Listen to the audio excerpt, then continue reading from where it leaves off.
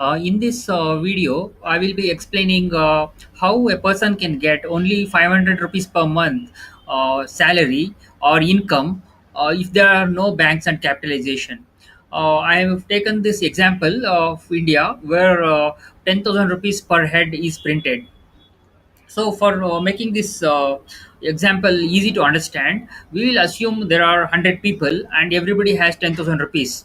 And now there is, assume one person wants to buy a cot and another person is willing to make that cot. So, now what happens?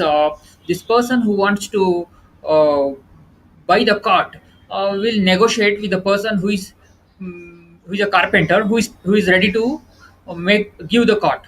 So now with 10,000 rupees this person having, how much can he spend to buy that cart? Typically the person thinks that okay, he will spend all the 10,000 rupees and get the cart, but actually he should remember that he has only 10,000 rupees and he needs to support his family and also make provision for food, shelter, and there is no guarantee he will get this 10,000 rupees back after spending, because this 100 people who are there, this is a sample example, and he has, and tomorrow if he works for somebody else there is no guarantee he will pay him money. The reason is the other person also has 10,000 rupees only. So, after a lot of deliberations, we found out that a person is ready to spend about 200 or 300 rupees, say maximum 500 rupees, to get a cart.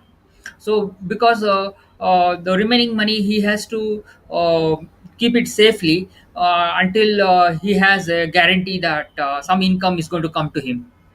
So now the other person who is making the cart, he can only get say up to 300 or 400 rupees per cart that he is making. So here the in this example I'm assuming that typically in a bankless or a capitalization less system, and everybody having 10,000 rupees, a person can get about 500 rupees per month.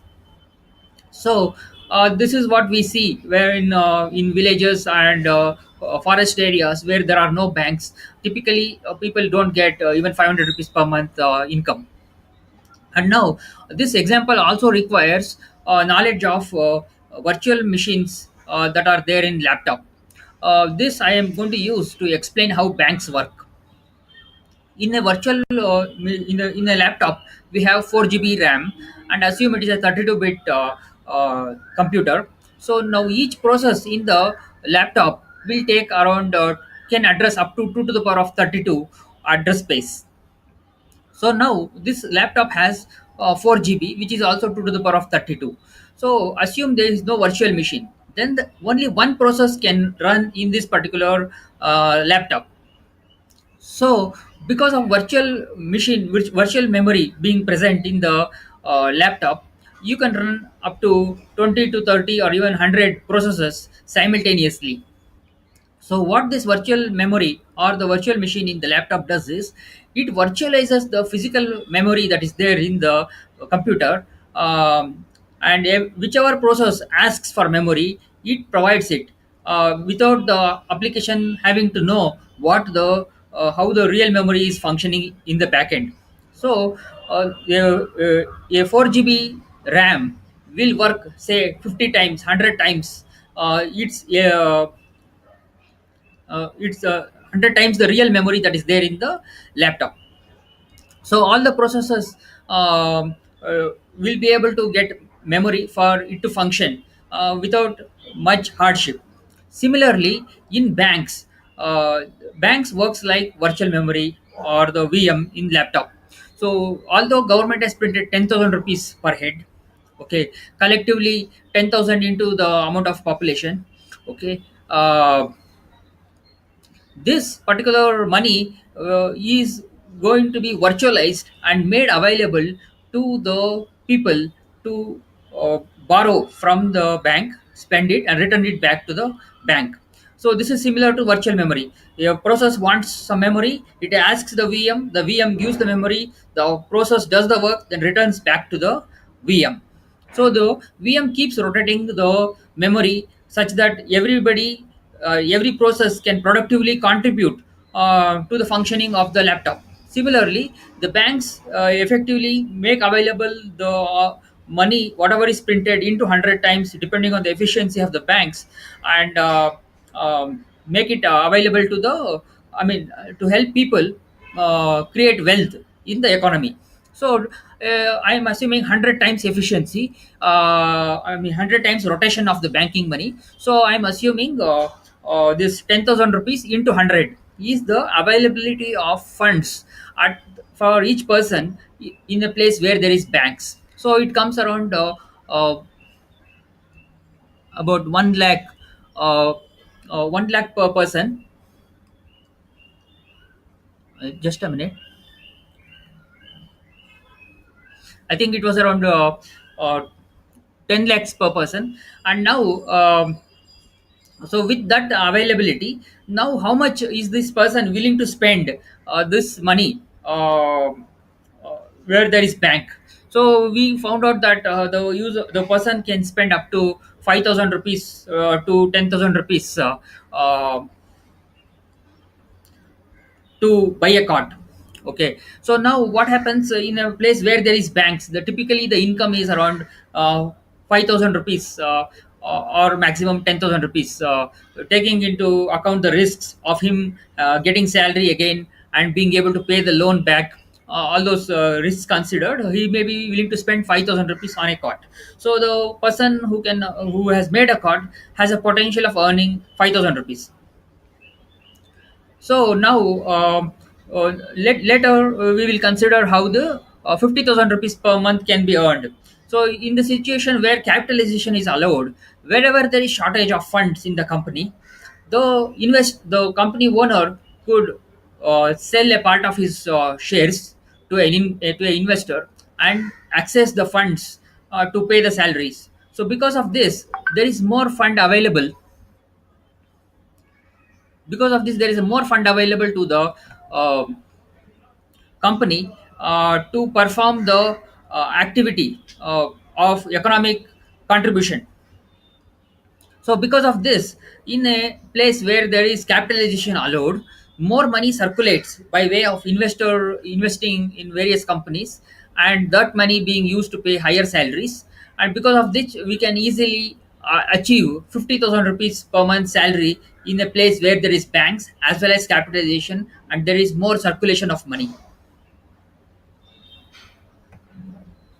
Okay, after having explained this, now we can see places where there is places where there is no banks, people live in huts, and people where there is banks, it takes around 20 years to build a house. And in these places, people don't worry about toilets. They worry about getting a livelihood, having money for tomorrow's emergency, and having food to eat. That's the main goal. If there is just banks, and if there is capitalization, then people have around 50,000 rupees per month in India. And typically this is what people earn in cities of India. And normally they are able to get a house in about 1 year by taking loan and other financial mechanisms. Okay, now I call these people as performers of economy. So the type A are the ones who create capitalization. Okay, and type B are the ones who make use of this particular capitalization to create value for the end user. And type C are participants of the business, where they use the technologies created by type B and deliver the services to the end user, typically like the taxis or any other businesses. Okay, in type A, the normally the gains are like 1:million. The example, those who created bitcoins or any other this coin that coin, those are the issuers of coins, issuers of shares, company owners. They are typically type A, and type B are the ones who depend on the business from the type A companies. By they provide value to the above companies. Okay, example, side chain creates value for bitcoins. Okay, I mean, bitcoin's value becomes very high. These side chains can make transaction cheaper, and also ensure that the value of bitcoins don't depreciate uh, because of non-usability of bitcoins, and type C are normally retailers who make use of who accept bitcoin in their websites and make bitcoins usable. Okay, using blockchain for performers. So everybody has a role in this particular ecosystem where they can create value. Or like for example, in type C the values are when people get higher salary, and more traction, more business, and then more income for whatever they are doing. And type B can ensure that value created by the good quality work done by type C is appreciated and rewarded. And because of this type A, whatever they have created value, like for example tokens or shares or brands, its value increases because of the quality work done by type B and type C. So they together all the three categories can prosper when the work is done properly. Okay, here is an example of well done capitalization and not well done capitalization.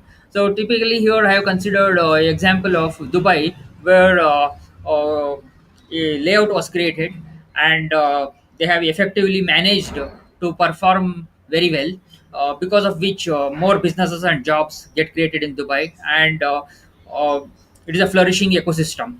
And we also see in remote areas where layouts are created, but once the layout is created, they are abandoned. This is similar to some tokens that get created or some coins that get created. After some time, these coins will have no value, or the whole thing is abandoned, and everybody loses in this ecosystem. Okay, and wherever the ecosystem is well maintained or average maintained, like for example those in cities, it is a livable ecosystem where some value it retains, although the value may not appreciate too much. So the value created by capitalizers is enhanced and appreciated when more activities and jobs is created by that particular capitalization.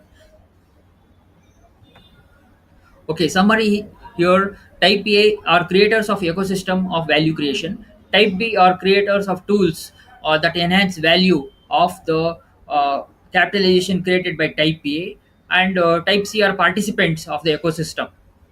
So hence, Type P has a lot of blockchain opportunity to enhance the value in the whole ecosystem. Okay, I will be explaining this in the next slide, where type B and C can contribute very effectively to make the ecosystem work very well.